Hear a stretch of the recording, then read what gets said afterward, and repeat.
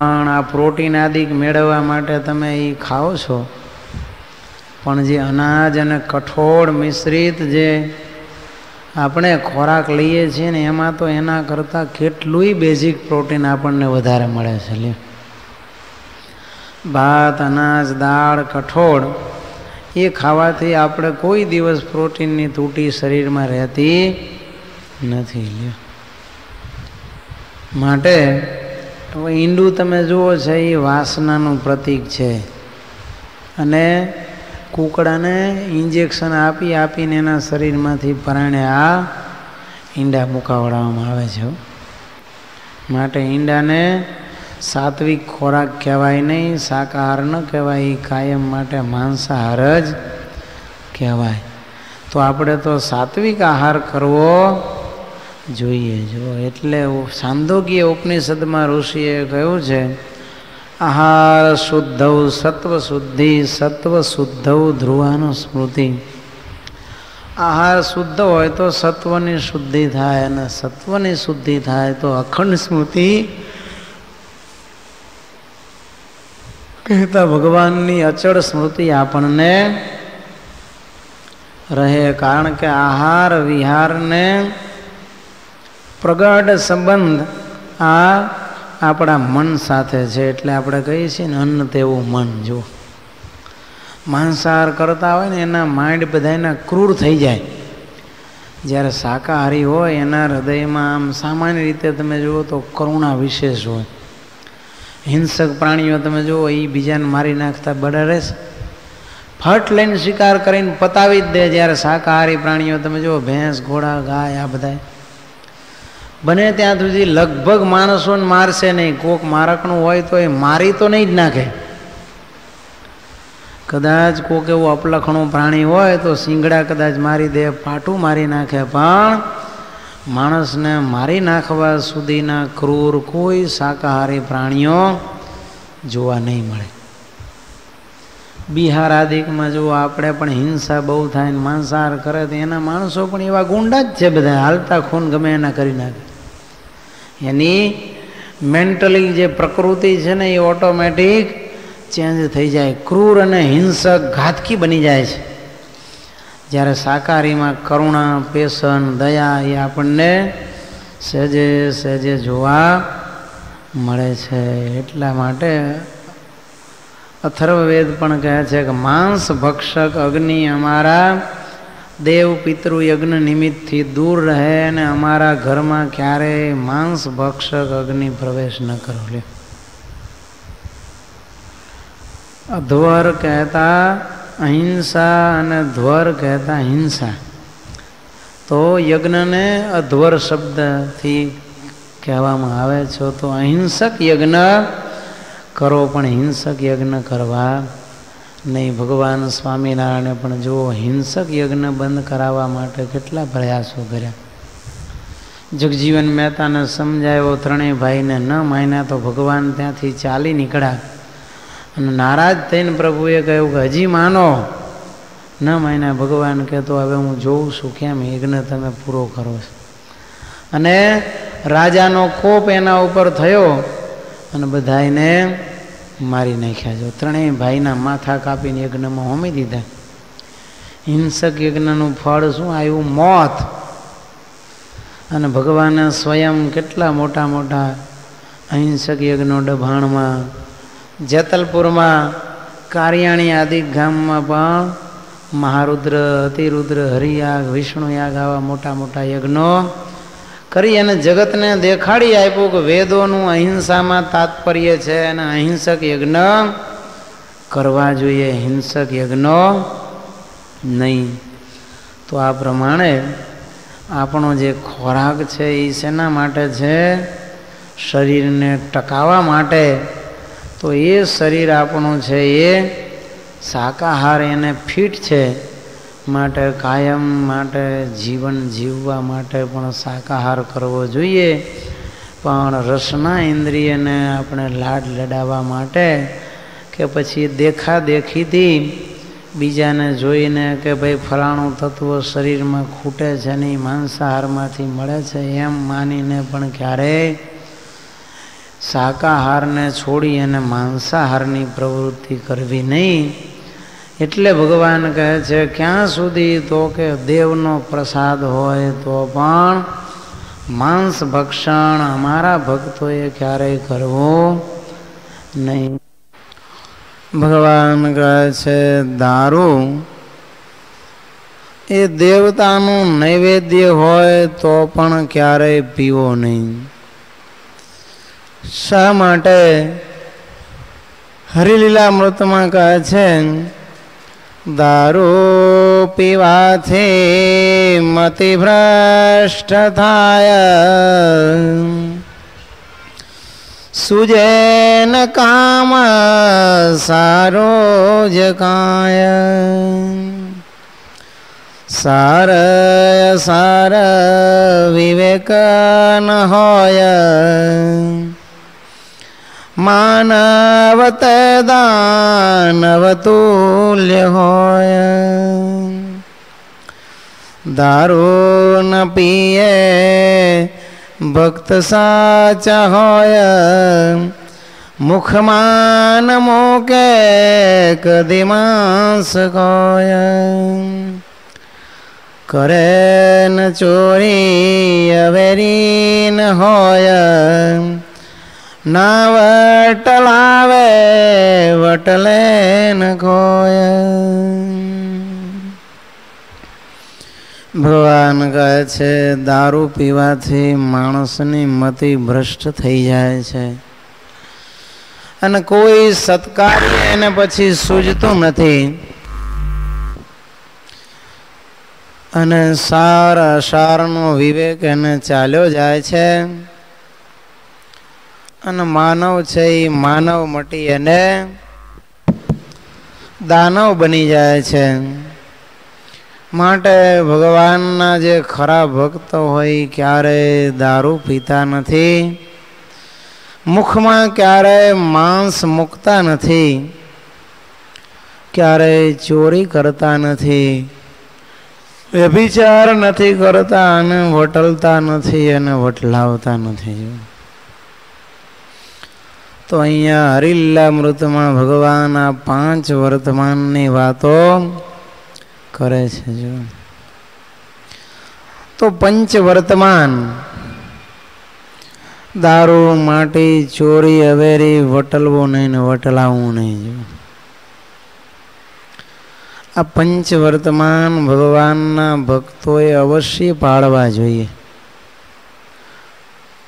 તો આ વર્તમાન છે એ કેવળ આપણે સ્વામિનારાયણ સંપ્રદાયમાં જ છે ને બીજે ક્યાંય નથી એવું નથી. હો, તમે જુઓ ભગવાન બુદ્ધ થયા એમણે પણ પંચશીલ આપ્યા. આપણે જેમ વર્તમાન કહીએ છીએ એમણે નામ બદલ્યું પંચશીલ. શીલ એટલે સારા લક્ષણો, સારા ચરિત્રો. તો હિંસા ન કરવી, ચોરી ન કરવી, મદ્ય માંસનો નિષેધ અને બ્રહ્મચર્યનું પાલન. આ 5 શીલ કોના છે? બુદ્ધ ભગવાને આપ્યા છે. હિંસા ન કરવી, ચોરી ન કરવી, દારૂ ન પીવો, માંસ ન ખાવું અને બ્રહ્મચર્યનું પાલન કરવું, કહેતા વ્યભિચાર ન કરવો. જો ગ્રહસ્થોને ગ્રહસ્થનું બ્રહ્મચર્ય અને ત્યાગીઓને ત્યાગીનું બ્રહ્મચર્ય. તો એ ભગવાન બુદ્ધના પંચશીલ પણ આપણા પંચ વર્તમાન જેવા જ છે. ફક્ત એક વટલવો નહીં, વટલાવો નહીં, આપણો વર્તમાન જુદું છે. જો એને હિંસા અને માંસ નિષેધ 2 ભેગા કરી દે, એકના 2 વિભાગ કર્યા છે. ઇસ્લામ ધર્મમાં પણ હજરત મોહમ્મદ પૈગંબરે કહ્યું છે કે કેફી પીણાનો ત્યાગ કરવો, વ્યભિચારનો ત્યાગ કરવો, વ્યાજનો ત્યાગ કરવો. કહેતા વ્યાજ ન લેવું, ખૈરાત કરવી એટલે કે ગરીબોને દાન આપવું અને 5 વખત નમાજ પડવી. જો આ 5 કાયદા કોના છે? આ 5 કલમ ઇસ્લામ ધર્મમાં લખાણી છે. તો નમાજની જગ્યાએ આપણે પણ 5 વખત માનસી પૂજા કરવાની ભગવાને આજ્ઞા આપણને કરી છે. ખ્રિસ્તી ધર્મમાં જાઓ તો એમાં પણ ભગવાન ઈસુએ આવા નિયમો આપ્યા જ છે. ભગવાન ઈસુએ શું કહ્યું તો કે એક તો તમારે કોઈની હત્યા ન કરવી, બીજું વ્યભિચાર ન કરવો, ત્રીજી ચોરી ન કરવી, ચોથું ખોટી સાક્ષી ન પૂરવી, અને સાબાસનો તહેવાર મનાવો એટલે રવિવારે પરમાત્માની આરાધના કમ્પલસરી કરવી. તો જુઓ આ બધા ધોળિયાઓ 2 મોઢે દારૂ પીવે છે, જો આ હત્યા કરે છે, માંસ ખાય છે, પણ ભગવાન ઈસુએ તો ચોખ્ખી ના પાડી છે કોઈની હત્યા ક્યારેય કરવી નહીં. અને ગમે તેની સાથે ઘર માંડે અથવા તો દેહ સુખ ભોગવે, ભગવાન ઈસુ તો ચોખ્ખું લખે છે કે વ્યભિચાર કોઈએ કરવો નહીં. જો કેથોલિક ધર્મવાળા પ્રિસ્ટ મળેલા ત્યારે એ વાત કરતા હતા કે અમારે પણ તમારા જેવા જ નિયમો છે, પણ અમારા કોઈ સાધુ આ બ્રહ્મચર્ય આદિક નિયમો પાળતા નથી. જો તો જૈન ધર્મમાં પણ ભગવાન મહાવીરે ગૃહસ્થોને અણુવ્રત આપ્યા અને એના ત્યાગીઓ હતા એને મહાવ્રત આપ્યા છે. આપણે જેમ ગૃહસ્થોના પંચવર્તમાન અને ત્યાગીના પંચવર્તમાન જુદા છે એમ એમણે પણ બંનેના અલગ અલગ વ્રત આપ્યા છે. વ્રતો સત્ય, અહિંસા, બ્રહ્મચર્ય, અસ્તેય અને અપરિગ્રહ. જો એનું પાલન દેશકાળ આદિકને લક્ષ્યમાં રાખી અને તેના ગૃહસ્થો કરે એટલે એને અણુવ્રત કહેવાય. કહેતા એમાં અમુક બાંધ છોડ હોય એને. જ્યારે સાધુઓ એના છે, ત્યાગીઓ એને કોઈ પણ પ્રકારની બાંધ છોડ વગર 100% આ નિયમો યથાર્થ પાળવાના એટલે એને મહાવ્રત કયા છે. જો તો એમાં આપણે પણ ગૃહસ્થોના પંચવર્તમાન છે, દારૂ ન પીવો, ચોરી ન કરવી, વ્યભિચાર ન કરવો, માંસ ન ખાવું અને વટલવું નહીં ને વટલાવવું નહીં. આ પંચવર્તમાન કોના છે? ગૃહસ્થોના. એવી રીતે સાધુઓના પંચવર્તમાન નિષ્કામ, નિર્લોભ, નિસ્વાદ, નિર્માન અને નિસ્નેહ છે.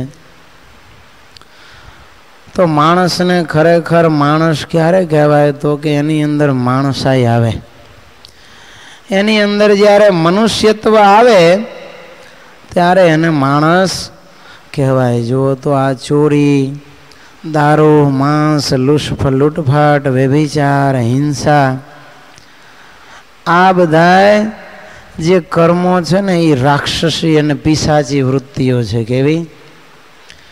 રાક્ષસી વૃત્તિ અને પિશાચી વૃત્તિ છે.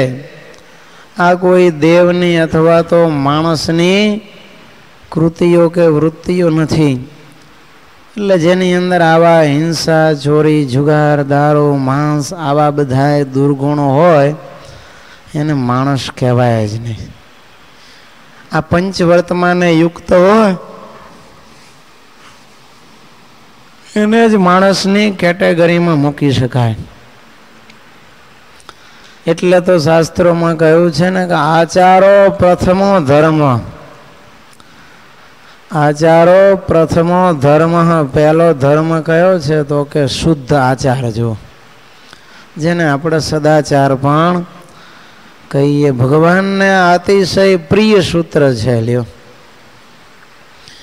અને નીતિ શતકકાર ભર્તૃહરિ મહારાજ પણ કહે છે ધર્મેણ હીન પશુભિ સમાના. અને ધર્મ વગરનો માણસ છે એ તો કેવો છે?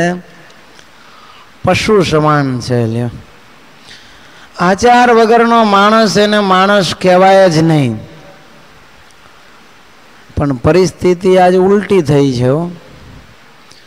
પશુઓ જંગલમાં રહેતા અને મનુષ્યો ગામડા વસાવી અને ગામડા, શહેર, નગરોમાં, સેક્ટરોમાં રહેવા લાગ્યા. જો ભગવાને એને બુદ્ધિ આપી હતી, બુદ્ધિ પ્રમાણે એને મકાનો બાંધ્યા, શરીર, દેહ, સુખની સગવડતાના સાધનો વિકસાવ્યા અને પોતાની બુદ્ધિ દ્વારા ધંધો, વાહન વ્યવહાર આ બધાનો વિકાસ કર્યો. પણ એની બુદ્ધિનો જે ખરો વિકાસ થવો જોઈએ એ તો થયો નહીં. જુઓ, વસ્તીમાં રહેનારા ગાય, ભેંસ, ઘોડા, ખેટા, બકરા આ બધા તમે જોજો એની અંદર કેવા ગુણો છે. ને જંગલમાં રહેનારા એના એ પ્રાણીઓ તમે જુઓ, જંગલી ભેંસ કે જંગલી ગાય હોય ને તો માણસને મારી નાખે. શું કરે? મારી નાખશે. જ્યારે સમાજમાં રહેનારી ગાય ભેંસ છે એ તમને દોવા દેશે. જુઓ તમે પાસે જઈને ઊભા રહેશો ને તો ચાંટશે. શું કરશે? ચાંટે. હળવે હળવે સિંગડું તમને અડાડે, એ વાલ કરશે. એની અંદર આવા કરુણા, મમતા, હેતાળપણું અને વફાદારપણું આવ્યું. જુઓ તમે ઘરનો કૂતરો હોય એ તમે જોજો કેટલો વફાદાર છે એના માલિકને. જંગલી કૂતરા હોય તો બટકા ભરીને તોડી લે, તમને જીવતા મૂકે નહીં. તો આમ સમાજમાં રહેનારા પ્રાણીઓ હતા ને એની અંદર આ મમતા, વફાદારપણું, હેત, પ્રેમ, સ્નેહ આ બધા ગુણો માણસના હતા એની અંદર આવ્યા. તમે જુઓ, પણ પરિસ્થિતિ ઉલટી થઈ કે આ બધા પશુઓના સહવાસથી માણસમાં પશુના ગુણ આવી ગયા. શું થયું? પશુઓની અંદર માણસના ગુણો આવ્યા અને માણસની અંદર પશુના ગુણ આવી ગયા. એ ઘાતકી થતા ગયા, બે વફા થતા ગયા. તમે જો હાલતા ગમે એને હાથ તાળી દઈ દે, ગમે એને છેતરી લે અને એમાં એને બુદ્ધિશાળી માને છે. પાછા ખિસ્સા કાતરું હોય એને ગૌરવ હોય કે હું ગમે એનું ખિસ્સું કાપી લઉં. અટલ બિહારી વાજપેયીનું ખિસ્સું કાપી લીધું તો અમદાવાદ આવ્યા ત્યાં. લે એને એમાં ગૌરવ જણાય છે. જુઓ તો આવી ખરાબ કળા આપણાની સિદ્ધ થવી આપણામાં એ કાંઈ સદગુણ છે? એ કાંઈ આપણી ક્રેડિટ છે? એને કીર્તિ કહેવાય? એને તો અપકીર્તિ કહેવાય. જો એટલે સદગુણો આવવાને બદલે દુર્ગુણોનો આવિર્ભાવ માણસમાં થયો. લ્યો, ગમે એને ખૂન કરી નાખવા, એકલ દોકલને મારી ધમકાવીને લૂંટી લેવા, પત્ની હોય પતિને વફાદાર ન હોય ને પતિ હોય પત્નીને વફાદાર ન હોય, ગમે તેની સાથે સંસાર સુખ ભોગવે. લે તો આ તો બધું શું કહેવાય? પશુ જેવું જ જીવન કહેવાય ને. આપણે તો સમાજમાં રહીએ છીએ, કુટુંબ વસાવીને બેઠા છીએ, તો કુટુંબ પ્રત્યેની ફરજો, જવાબદારીઓ એ સંપૂર્ણપણે એને અદા કરવી જોઈએ. આજે ભાઈમાં ભ્રાતૃત્વ નથી રહ્યું, પત્નીમાં પત્નીત્વ નથી રહ્યું, ને માતામાં માતૃત્વ ને પિતામાં પિતૃત્વ નથી રહ્યું. જો આ ભાવના એના વિશે મરી પરવાળી છે. તો પછી આવા ગુણો એની અંદર ન રહ્યા હોય તો એને હવે સંસારની વ્યક્તિ કેમ કહેવાય? એમ નિષ્ક્રોધ, નિર્લોભ, નિર્માણ, નિસ્નેહ આવા બધા ગુણો જો સંતોમાં ન હોય તો એને સંત કેમ કહેવાય? જેનામાં સંતત્વ નથી એને સંત કહેવાતો નથી. તો આવા પંચવર્તમાન છે એ માણસ પાડે ત્યારે એને ખરા અર્થમાં માણસ કહેવાય. લ્યો, માંસ ન ખાવું એક વર્તમાન, બીજો દારૂ ન પીવો. તો આ દારૂ છે ને એ સૌથી જૂનામાં જૂનું વ્યસન છે. લ્યો, આદિકાળથી કહીએ તો પણ ચાલે, વૈદિક કાળથી આ દારૂનું વ્યસન છે. તમે જુઓ, ભાગવતજીની અંદર ઉલ્લેખ છે, વેદોની અંદર આનો ઉલ્લેખ છે. કયો? સમુદ્ર મંથન વખતે મદિરા, કઈ મદિરા? વારુણી મદિરા, એટલે દારૂ સમુદ્રમાંથી નીકળ્યો અને એ દારૂને કોણ લઈ ગયા? દાનવો અસુરો એ દારૂ લઈ ગયા જો. કારણ કે આગળ જે નીકળ્યું હરાહર ઝેર એ તો શિવજીને બિચારાને પાઈ દીધું. બીજા કામધેનુ ગાય નીકળી તો ઋષિઓને આપી દીધી. ચંદ્ર ઉડીને આકાશમાં જતો રહ્યો. કલ્પવૃક્ષ દેવતાઓએ લીધું. ઐરાવત હાથી ઇન્દ્ર લઈ ગયો. ઘોડો ઉચ્ચેશ્રવા ઘોડો હતો એ આ દાનવોએ લીધો, બલિ મહારાજે. અને દારૂ નીકળ્યો એ પણ અસુરો કહે છે બીજું તમે ઘણું લઈ ગયા છો માટે આ વારુણી મદિરા અમારી ત્યાં દેવતા વગર તમે પીવો બીજું શું. તો આમ પહેલાના જમાનાથી આપણે અભ્યાસ કરીએ આદિકાળથી તો આ દારૂ કોણ પીતા? પહેલા દાનવો, રાક્ષસો, પિશાચો, ભૂત, ભૈરવ આવા બધા છે ને. એક તો અસુરી દેવો અને બાકીના બધા રાક્ષસો, દાનવો, દૈત્યો એ પીતા હતા. જો અમૃત નીકળ્યું તો એ દેવતાઓએ પીધું ને દારૂ આ દાનવોએ પીધો. એટલે દારૂ છે એ રાક્ષસોનું પીણું છે. કોનું? રાક્ષસોનું પીણું છે. તો સર્વપ્રથમ વ્યસન નામે જો કોઈ ડેવલપ થયું હોય તો એ કયું હતું? દારૂનું વ્યસન. ત્યાર પછી આ પેલા ગાંજા ને ભાંગ ને અફીણ આવા બધા પદાર્થો બનવા માંડ્યા. ઈસવીસન 1650ની સાલમાં બીડી સિગારેટ આવ્યા, તમાકુ કહેતા આવ્યું. એટલે પછી લોકો ભૂંગળીમાં ભરીને, હોકામાં ભરીને, ચલમમાં ભરીને ગાંજા અને તમાકુ માંડ્યા પીવા. ત્યાર પછી આ ચરસ, પછી ક્રેકોઇન, હેરોઇન, બ્રાઉન સુગર, LSD આવા બધા અત્યારે તો જીવલેણ આ નશાકારક પદાર્થો બજારમાં મળે છે. જો તો આવું આ જે દારૂ છે ને એ કોનું પીણું છે? રાક્ષસોનું પીણું છે. તમે જુઓ દારૂનું પાત્ર ભરીને તમે મૂકો ને, પાણીની પરબ ઘણા કરતા હોય છે ને એમાં દારૂ નાખજો. પાણીની બદલે દારૂ અંદર નાખો. રોજ 50-100 પક્ષી પરબમાં પાણી પીવા આવતા હશે, બધા સૂંઘી સૂંઘીને ચાલ્યા જશે. કોઈ ચાંચ ડૂબાડીને 2 ટીપાએ દારૂના ટેસ્ટિંગ માટે પણ પીશે નહીં. એમ ઘરની બાજુમાં ઘણા કુંડી કરતા હોય. ઉનાળામાં બિચારા કૂતરા, બિલાડા આદિ બધા જે પક્ષી પશુ હોય એને પાણી ન મળે એને પાવા માટે પક્ષીઓ માટે અધર પર ઠીબડી બાંધીને પાણી નાખે. અને આના માટે નીચે એક કુંડીમાં બધો અઠવાડ નાખે કૂતરા આ બધાને ખાવા માટે, ને બીજા કુંડામાં પાણી ભરે. તો એની જગ્યાએ દારૂ તમે નાખજો ને પછી જોજો ગાય ત્યાં આવશે. કદાચ તગારામાં તમારી ઘરે સરસ મજાના નવા તગારામાં દારૂ ભરીને મૂકો, ગાય સૂંઘીને ચાલી જાય. ભેંસ, ઘેટા, બકરા, કૂતરા, બિલાડા, ઘોડા, હાથી જે પક્ષીઓ પશુઓ આવે ને સુગંધ લઈને જ ચાલ્યા જાય છે. કોઈ જીભ સુદ્ધા અડાડશે નહીં. તરસ્યા હશે ને તોય નહીં પીવે. લ્યો તો જો આ બધાને ખબર પડે છે કે દારૂ આપણે પીવાય ને. અને એક માણસ એવો છે કે એ બાટલી દીઠી મૂકતો નથી. સરકારે બંધી કરી છે તો ખાનગીમાં ગાડીઓમાં રાજસ્થાનમાંથી, મહારાષ્ટ્રમાંથી લઈ આવે. કાર્ટૂનના કાર્ટૂનો બોર્ડર ઉપરથી પકડાય. હોટલો આદિકમાં જઈ અને લાયસન્સવાળી હોટલો હોય ત્યાં જઈને ગેરકાયદેસર વધારે રૂપિયા આપી અને દારૂ પીવે. જુઓ તમે, ખાનગીમાં દારૂ મંગાવી અને દારૂની હેરફેર કરનારા પાસેથી બોટલી લઈ અથવા તો દેશી દારૂ લઈને માણસ પીવે છે. એમાં દેશી દારૂ તો કેટલો ગંધાય તમે જુઓ. બાજુમાં આપણે બેસી ન શકીએ. કોઈ દારૂ પીને આવ્યા હોય ને દેશી દારૂ, એટલી વાસ મારે. તો પણ દરેક ધર્મના અનુયાયીઓ વધતા ઓછા પ્રમાણમાં દારૂ પીવે છે.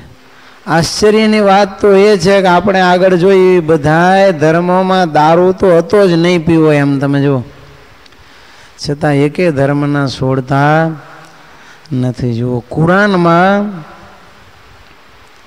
હજરત મોહમ્મદ પૈગંબરે એમ લખ્યું કે હે ઇમામ વાલો તમે દારૂ ન પીશો.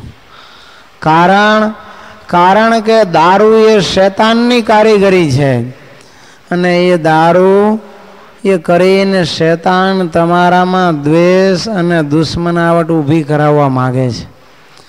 માટે દારૂ અને જુગાર એ બે નાપાક ચીજ છે, અપવિત્ર નાપાક એટલે. અને જો તું દારૂ પીશ તો ખુદાના જિક્ર અને ખુદાની બંદગીથી તને શૈતાન દૂર કરી દેશે. કુરાને આયાત લેવું જો, કુરાનના વાક્યો છે. બાઇબલમાં ભગવાન ઈસુ કહે છે કે જે દારૂ પીવે છે એ મારું લોહી પીવે છે. શું કહે છે? જુઓ ધોળિયાઓ બે મોઢે દારૂ પીએ છે ને, શું લખ્યું છે બાઇબલમાં? જે દારૂ પીવે છે એ ભગવાન ઈસુ કહે છે મારું લોહી પીવે છે. અને જો તું દારૂ નહીં પીવે તો ઈશ્વરના ગુણો તું તારામાં ઉતારી શકીશ. ચોખ્ખા ભગવાન ઈસુ કહે છે કે તમારે ભગવાન જેવા ગુણો મેળવવા હોય તો ક્યારે દારૂ પીશો નહીં. શીખ ધર્મમાં આપણે જોઈએ ગુરુ ગ્રંથ સાહેબ ગુરુ નાનકનો લખેલો આ ગ્રંથ છે, એમાં લખ્યું જો ભાંગ મછલી સુરાપાન જો કાણી ખાઈ તીર્થ વ્રત નેમ કિए सब रसातल में जाई. तीर्थ व्रत नेम किए सब रसातल में जाई. मध्य तज दीजिए ये सदगुरु आन है. जो गुरु नानक કહે છે ભાંગ મછલી અને સુરાપાન. ભાંગ એટલે કેફી દ્રવ્ય, મછલી એટલે માંસ માછલી, અને સુરાપાન આમાંથી એકાદ પણ કોઈ જો ખાય તો શું થાય? તીર્થ વ્રતને મેને જેટલા તીર્થો કર્યા હોય, વ્રતો લીધા હોય, પાડ્યા હોય અને નિયમ કર્યા હોય એ બધું શું થાય? રસાતલમાં ચાલા જાય. કહેતા સુકૃત માત્ર એના નાશ પામી જાય. એટલા માટે કહે છે દારૂનો ત્યાગ કરી દેજો. આ સદગુરુની આણ કહેતા સમ છે. જો ભગવાન બુદ્ધ શું કહેતા કે તમારી સામે સિંહ આવતો હોય ને, સિંહ તો ડરતા નહીં. એની સામે તો જે થાજો એમાં તમારી બહાદુરીની કસોટી છે. એમાં તમે કેટલા નિડર અને નિર્ભય છો, કેટલા બહાદુર છો એનું તારણ નીકળશે. કોઈ તલવાર સામે ધરે એમાં તમે ડરતા નહીં, એમાં તમારા પરાક્રમની પરાકાષ્ઠા છે. તલવારથી ડરી ન જાતા, સામે તલવાર લઈને સામનો કરવા પ્રયાસ કરજો. અગ્નિમાં કોઈ માણસ બળતું હોય ને તો કૂદકો મારીને એને બચાવવા માટે તમે અંદર ઝંપલાવી દેજો. એમાં તમારી પરમાર્થની ભાવના પ્રગટ થશે કે જીવ બચાવવા માટે આ ભાઈએ પોતાની જાન જોખમમાં મૂકી. જો એક વખત છે ને પાણીની અંદર એક બાળક તણાવા માંડ્યું. નદીનો પ્રવાહ, કેટલાય લોકો કાંઠા ઉપર ઊભેલા પણ કોઈને તરતા આવડે નહીં. બાળક પાણી પીવા માંડ્યું, ડબક ડબક થવા માંડ્યું. કેટલાય લોકો જોવે પણ કોઈ એને બચાવવા માટે પડે નહીં. બધા એમ કે અરે પેલું બાળક મરી જશે, પેલું બાળક મરી જશે. એમાં એક ભાઈ ઊભા છે 60 વર્ષના, એને પાછળથી એક જુવાનીએ ધક્કો માર્યો એટલે પાણીમાં પડ્યા. હવે પડ્યા એટલે આમે પડ્યા. પછી ઓલું બાળક હતું બુડતું હતું એને ખેંચીને બહાર લઈ આવ્યા. એટલે લોકો બધાએ રાજી થઈ ગયા. અને ગામમાં જે હોલ હતો મોટો ટાઉન હોલ શહેરમાં, એ ટાઉન હોલમાં આમનું બહુમાન કરવા માટે આખો પ્રોગ્રામ ગોઠવો ને કાકાને બોલાવ્યા. એટલે બધાએ કાકાના ખૂબ ખૂબ વખાણ કર્યા કે ધન્યવાદ છે 5,000ની મેદની હતી, પણ એમાંથી કોઈ બાળકને બચાવવા માટે નદીમાં પડ્યું નહીં. કાકાએ 60 વર્ષની ઉંમરે જમ્પ મારી અને પાણીમાં જમ્પ લાવ્યું અને બાળકને બચાવ્યું. બધાની વાત સાંભળી. ભાઈ છેલ્લે એમ કીધું, કાકા તમે આ બાબતમાં 2 વાક્યો કહો. એટલે કાકા ઊભા થયા. કાકા કહે છે, બીજી બધી વાત પછી, પણ પેલા એ કોણ ગધેડીનો છે કે મને ધક્કો માર્યો હતો? કે એ કે મારે પડવું નહોતું, મને કોકે ધક્કો માર્યો હતો. આખા આના ઉપર પાણી ફેરવી નાખ્યું એને સન્માન ઉપર. તો આમાં એની બહાદુરી કહેવાય નહીં. પણ કોક મરતું હોય, બળતું હોય, કોઈ ડાકુ લૂંટારા હોય એને ખૂન કરવા તૈયાર થતા હોય, મારી નાખવા કે લૂંટવા તૈયાર થયા હોય, કોઈ દીકરી બહેનનું શિયળ વ્રત લૂંટાતું હોય, ત્યાં તમે જઈને ઝંપલાવો અને એનો બચાવ કરો તો એમાં તમારી પરમાર્થની એક સજ્જનતાની ભાવના પ્રગટ થશે. જુઓ, પણ એક વાતથી કાયમ તમે દૂર રહેજો. ભગવાન બુદ્ધ કહે છે, દારૂથી કાયમ તમે ડરજો. શું કહે છે? દારૂથી કાયમ તમે ડરતા રહેજો. કારણ એ તમને મારી નાખશે.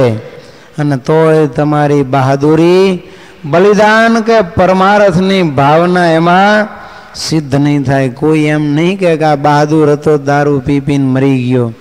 એ પરમાર્થી હતો કે બીજાના દારૂના પીઠા હાલે એટલે દારૂ પીતો તો, કે એને દારૂ માટે પોતાનું બલિદાન દઈ દીધું એમ ક્યાંય કહેવાશે નહીં. એટલે ભગવાન બુદ્ધ કહે છે કે ભલા થઈને ક્યારેય કોઈ દારૂ પીશો નહીં. શા માટે? તો કે તમામ પાપ અને અનાચારની દારૂ જનેતા છે. સામાજિક, ધાર્મિક અને નીતિ વિષયક અને આયુર્વેદિક સર્વે ગ્રંથોમાં દારૂનો સ્પષ્ટપણે નિષેધ કરેલો છે. લ્યો, દારૂમાં ચોખ્ખું કહ્યું છે કે જેટલા અવગુણ દુનિયાના છે એ આયુર્વેદમાં કહે છે કે બધા દારૂમાં પ્રતિષ્ઠિત થયેલા છે. અને વળી દારૂ તમારે પીવો નહીં, કારણ કે મદ્યસ્ય વિષ સાદૃશ્યત્વાત, દારૂ છે ને એ તો ઝેર જેવો છે. માટે કોઈએ દારૂ પીવો નહીં. આયુર્વેદિક શાસ્ત્ર અને એલોપેથીના જે બધા ચોપડાઓ એની અંદર એમ કહે છે કે ઝેર અને આલ્કોહોલ બેય સરખા છે. લ્યો, મેડિકલની દ્રષ્ટિએ આલ્કોહોલ અને ઝેર બેય સરખા છે. મેલબોર્ન યુનિવર્સિટી આવી, એમાં કોઈએ આખો થીસીસ લખ્યો છે. એમાં ચોખ્ખું લખ્યું છે કે દારૂ પીવાથી શરીરના એક એક અંગને હાનિ પહોંચે છે. લ્યો, નેશનલ ઇન્સ્ટિટ્યૂટ ઓફ ફ્રાન્સે આંકડા બહાર પાડેલા પહેલાં કે 1955માં દારૂના પાનથી રોગગ્રસ્ત 17,000 માણસો મરી ગયેલા.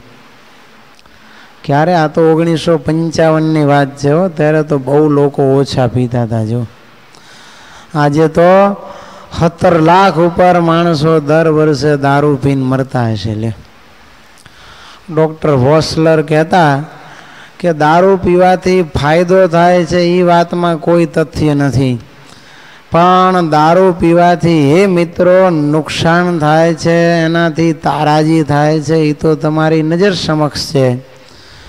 માટે કોઈ ભલા થઈને દારૂ પીશો નહીં.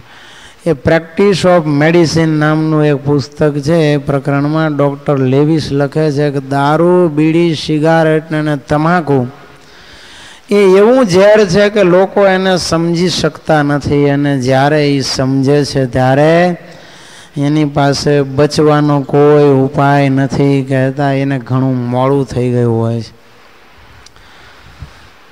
મેડિકલ પણ શરાબ પીવાની ચોખ્ખી ના પાડે છે. લ્યો, ઘણા લોકો દારૂ પીવે છે. એના માટે ન્યુયોર્કમાં મોટું સંમેલન, અમેરિકામાં તો બહુ પીવે ને, એક સંમેલન થયું હતું અને એમાં આ બધી ચર્ચાઓ ચાલી હતી કે દારૂ પીવાના કારણો શું છે, શા માટે લોકો દારૂ પીવે છે. અને દારૂ પીવાથી કેટલા આર્થિક, સામાજિક અને શારીરિક ગેરફાયદાઓ થાય છે, સામાજિક કેટલા નુકસાનો જાય છે, એના ઉપર સંશોધન કરી અને એ બધાએ તારણ કાઢેલા કે શા માટે લોકો કેવળ અમેરિકામાં જ નહીં પણ વર્લ્ડ વાઇડ, આખા વર્લ્ડમાં દારૂની લતે શા માટે ચડી જાય છે. જો તો એની પાછળના 8 કારણો એ બધાએ તારવા. એક તો દુઃખને ભૂલવા માટે આ સામાન્ય રીતે માણસ દારૂ પીતો હોય. શું કરવા? દુઃખને ભૂલવા માટે. બીજો બેકારીથી કંટાળીને. ત્રીજો વ્યવસાય નિમિત્તે. ચોથા દવા તરીકે. પાંચમો સોબતને લીધે.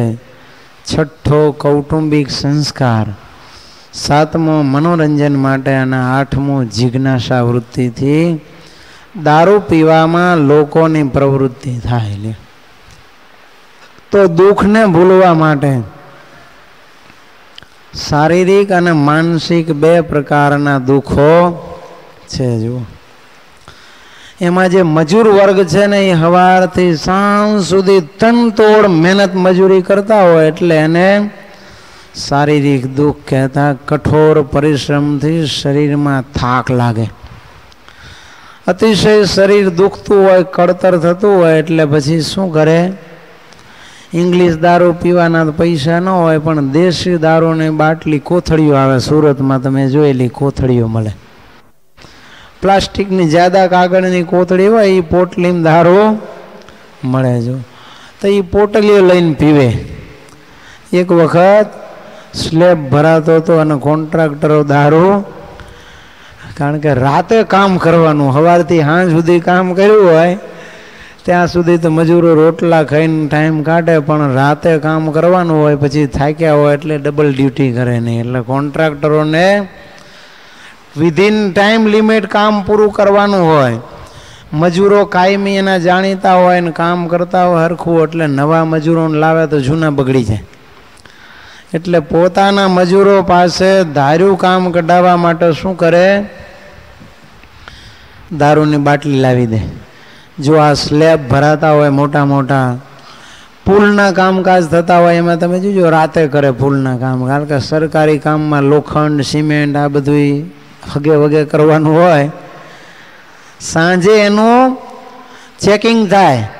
ગવર્મેન્ટના એન્જિનિયરો 3-4 વાગે આવીને 5-6 વાગ્યા સુધી ચેક કરીને જાય. બધું જ પ્લાન પ્રમાણે લોખંડ કાપીને બાંધ્યું હોય. પણ જેવા એ જાય એટલે પછી અંધારું થાય એટલે એના બધા જે હોય ને લોખંડ સળિયાવાળા એને લગાડી દે અને 20% જેવું લોખંડ અંદરથી કાઢી લે. ઓછામાં ઓછું 20%. હો, ઘણા તો 35% સુધી કાઢી લેતા હોય. કારણ કે એ બધા બ્રિજના પિલર અને એના બીમની ડિઝાઇન તો કેવી ખતરનાક હોય. 28 ઇંચના જાડા સળિયાઓ ઢગલા મોઢે અંદર નાખ્યા હોય. એમાં 5-25 સળિયા કાઢી લે એટલે ટન બંધ લોખંડ આવી રીતે પુલના એ બીમમાંથી ને કોલમમાંથી કાઢી લે. અને પછી એ રાતો રાત ત્યાંથી બીજે પહોંચી જાય. પ્રાઇવેટમાં બીજે જે કામ ચાલતા હોય ને ત્યાં લોખંડ જતું રહે. આવી રીતે 1 ટન કાઢે તો મિનિમમ 16-17 હજાર રૂપિયાનું લોખંડ થાય. એવા તો ટન બંધ લોખંડ બધા કાઢી લે. સિમેન્ટનો ગોડાઉન, આ ગોડાઉનમાં સ્ટોક દેખાડે કે જો આટલી ગાડી સિમેન્ટ આવી ગઈ છે ને આજ રાતે આ ભરવાનું છે, વાપરવાની. જેવા જાય એવા પાછળથી ટ્રેક્ટરો ભરાવીને ગામડામાં કોક આવા હોય બધા ભ્રષ્ટાચારી માણસો એને રોકેલા હોય, એના ગોડાઉનમાં એ સિમેન્ટની બેગો ડાયરેક્ટ ઠલવાઈ જાય. તો આવા બધા પાપના કામ રાતે જ થાય. એટલે રાતે જ સ્લેબ ભરવા પડે. એટલે મજૂરો ના પાડે કે સાહેબ રાતે કામ નહીં થાય, થાકી ગયા છે, ત્યારે કે તમારે જોઈએ એટલો દારૂ પીવો, પણ કામ તો રાતે કરવું જ પડશે. પછી આવી પોટલીઓ મંગાવી દે ને 1-1 પોટલી બધાને પાઈ દે અને એમાં ટેમ્પરરી પાવર આવી જાય. હો, ટેમ્પરરી સ્ફૂર્તિ આવી જાય ને આખી રાત પછી જ્યાં સુધી દારૂનો કરંટ હોય ત્યાં સુધી તનતોડ મહેનત આ બધા મજૂરો કરે તો આમ કોન્ટ્રાક્ટરો પોતાનો નિજી સ્વાર્થ સાધવા માટે કેટલાય મજૂરોની જિંદગી બરબાદ કરતા હોય છે. અને મજૂરો પણ દિવસ દરમિયાન કામ કરીને થાક્યા હોય. તમે જુઓ ગોધરિયા મામા, ભાગ્ય એવા મામા તમને મળે કે જે દારૂ ન પીતા હોય. મજૂરો કન્સ્ટ્રક્શન લાઈનમાં લગભગ બધા જ મજૂરિયા મામાઓ સાંજે એ રોકડી લઈ જાય અને સીધા દારૂના અડ્ડા ઉપર જાય. બૈરી બિચારી એમ વિચાર કરતી હોય કે હું આની પાસેથી આ બધું લઈ અને સીધું સામાન લઈને 2-4 દાડાનું ખાવાનું વસ્તુ પહોંચાવી લઉં, પણ એ સીધો જાય અને પોતાના પૈસાનો દારૂ પી જાય. થોડું ઘણું વધે એનું સીધું સામાન લઈ જાય અને ઘરે જઈને પાછો નશામાં ચકચૂર હોય તો ઘર એટલે ક્યાંક બાંધકામ ચાલતું હોય ત્યાં જ રહેતા હોય. ત્યાં જઈને ઘરવાળીને ધમકાવે, ઘરે તે બનાવ્યું નથી ત્યારે કે બનાવવું ક્યાંથી, કાંઈક હોય તો બનાવું ને. ઘરમાં મારામારી કરી મૂકે, જો મારકૂટ કરે બૈરાને. છોકરા બોલે તો છોકરાને મારી લેવો.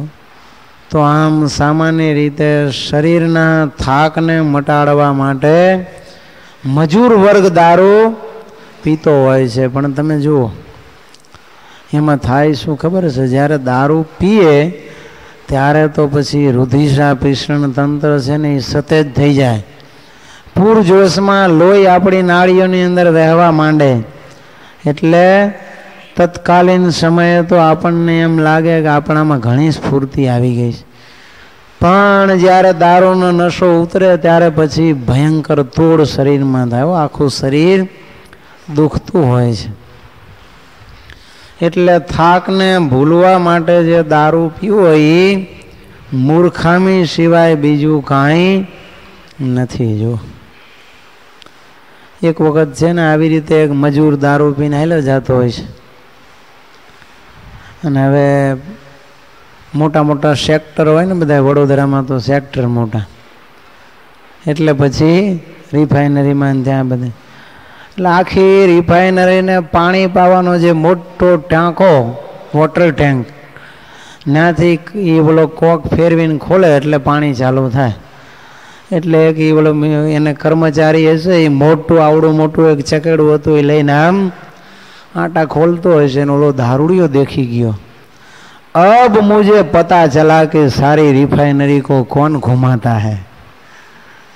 જઈને બોચી પકડી લીધી ઓલાની, જે ચકડું ફેરવતો હતો ને એને કે આજે મને ખબર પડી કે આખી રિફાઇનરી તું ગોળ ગોળ ફેરવે, જાનથી મારી નાખું તને, જીવતો નહીં છોડું. કે એટલો દારૂ પી ગયેલો ને ચક્કર આવે એટલે બધું આમ ફરતું ફરતું દેખાય એને. એ કે હું આટલા દીથી વિચાર કરતો હતો કે આ ફેરવે છે કોણ.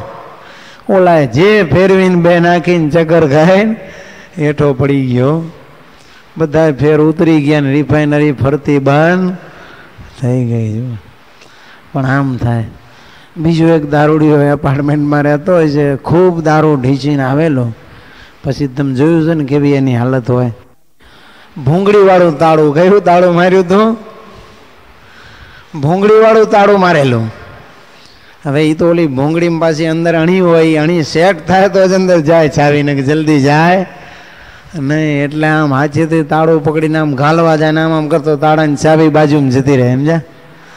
મહેનત કરતો હોય છે. એટલે એક બિચારો પેલો શું કહેવાય હવાલદાર જોઈ ગયો, આમ બેઠો હોય છે ને આપણે ઓલો વોચમેન, એને દયા આવી ગઈ કે આ બિચારા તાળું ખુલતું નથી. એટલે જઈને કહે છે, મે આઈ હેલ્પ યુ સર, હું તમને મદદ કરું. પણ આ તો દારૂ નશામાં તો એને જવાબ જ ન દીધો. વળી પાછો આમ આમ કરવા જાય ને વળી આમ ગોથું ખાઈ જાય ગળથોલિયું, તાળું ખુલે નહીં. પેલા એમ કીધું કે લાવો શેઠ, લાવો સાહેબ, હું તમને મદદ કરું, તાળું ખોલી દઉં. ત્યારે કે એમ કર, તારે મદદ કરવી હોય તો આ મકાનને પકડી રાખ, એ હલે છે ને એટલે ચાવી મારી લાગુ પડતી નથી ને તાળું ખોલતું નથી. લ્યો, તો આમ વિચાર કરો કેવા મગજના તંત્રો બધાય નકામા થઈ જાય છે કામ કરતા. એને ખબર નથી રહેતી કે આ મકાન હલે છે કે હું હલું છું. એટલે મજૂરી થાકને ભૂલવા માટે ઘણા દારૂ પીતા હોય, પણ એ થાક વિશ્રાંત એમાંથી મુક્તિ નથી મળતી, પણ પછી પાછળથી ઉલટાની વધારે પીડાની અનુભૂતિ થાય છે. દેશીય વિષ સાદૃશ્ય સ્વાર્થ, દારૂ છે એ ઝેર સમાન છે.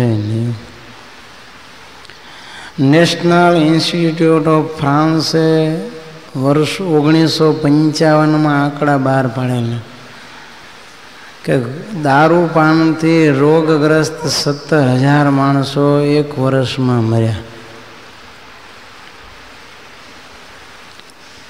જોકે આ તો 1955ની વાત છે. અત્યારે તો 17 લાખ ઉપર વર્ષે દારૂપાનથી માણસો મરી જાય છે.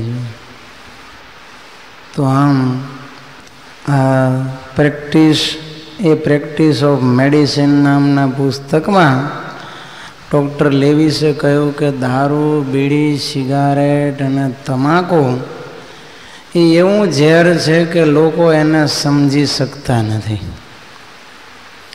અને સમજે છે ત્યારે એને બચવાનો કોઈ ઉપાય હોતો નથી. દુઃખ ભૂલવા માટે લોકો દારૂ પીએ છે. તો બે પ્રકારના દુઃખ હોય, એક શારીરિક કષ્ટો અને બીજા માનસિક કષ્ટો. તો મજૂરવાદિક હોય, થાક પરિશ્રમથી શરીરમાં કષ્ટ થતું હોય, ઓવર લેબર વધારે પડતી મજૂરી કરે એના લીધે કષ્ટ થતું હોય એટલે દારૂપાનનો આશ્રય લે. બીજા માનસિક તાણ અનુભવતા હોય, શરીરમાં રોગ એવા ભયંકર થયા હોય એટલે એ દુઃખમાંથી મુક્તિ મેળવવા માટે પણ ઘણી વ્યક્તિઓ દારૂપાનનો આશ્રય લેતી હોય છે. શરીરમાં અતિ પીડા થતી હોય, માનસિક પીડા થતી હોય તો એને ભૂલવા માટે પણ દારૂ પીવે. પણ શું છે, દારૂ પીવો ને એ ખરેખર માનસિક પીડામાંથી મુક્તિ મેળવવાનો ઉપાય નથી.